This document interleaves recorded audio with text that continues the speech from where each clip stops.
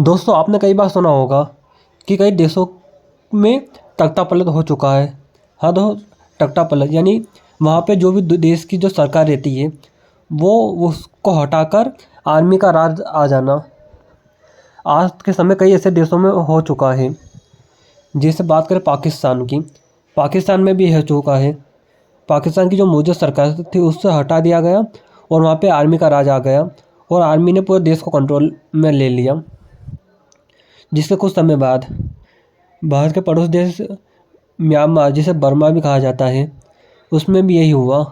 उसमें भी जो सरकार थी उसे हटा दिया गया और वहाँ पे मिलिट्री राज लगा दिया गया और वहाँ की मिलिट्री पूरे देश को संभाल रही है।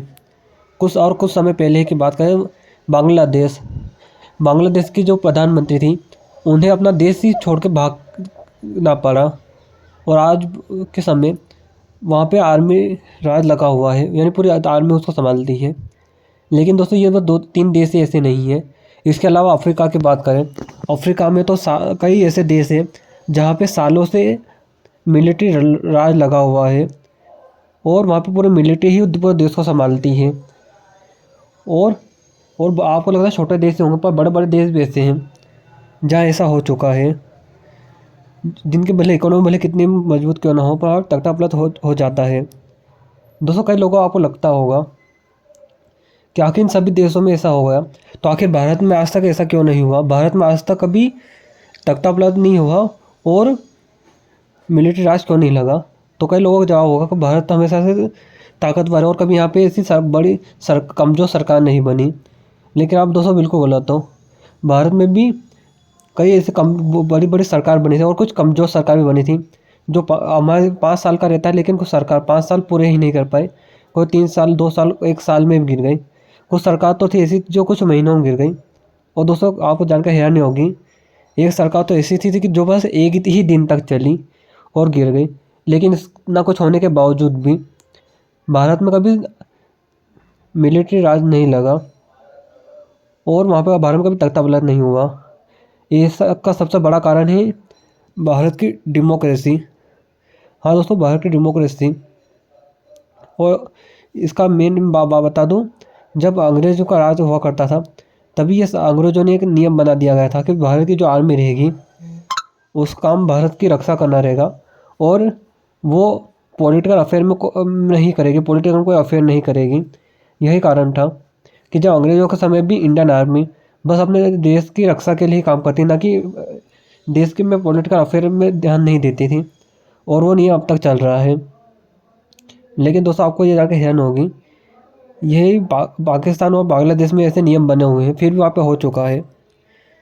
मैं आपको बता दूँ, इस भारत की नहीं बल्कि कुछ यूरोप वगैरह के देश भी, यूरोप अफ्रीका वगैरह के देश हैं जो बहुत ज़्यादा छोटे हैं, जिनकी आबादी बहुत ज़्यादा कम है। कुछ तो इतने ज़्यादा छोटे हैं कि जितनी भारत की आर्मी है उससे कम तो उनकी देश की आबादी है।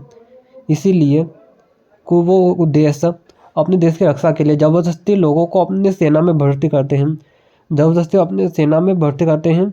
जिनकी इच्छा नहीं होती उन्हें भी ज़बरदस्ती लाया जाता है। इसीलिए वो अपनी इच्छा से काम नहीं करते और टाइम पास के हिसाब से काम करते हैं। लेकिन दोस्तों बात करें भारत के बारे में, भारत का आज जो युवा पीढ़ी है, हर तीसरा लड़का आर्मी में जाने का सपना लगता है और इसके लिए तैयारी भी करता है 4-5 साल भी।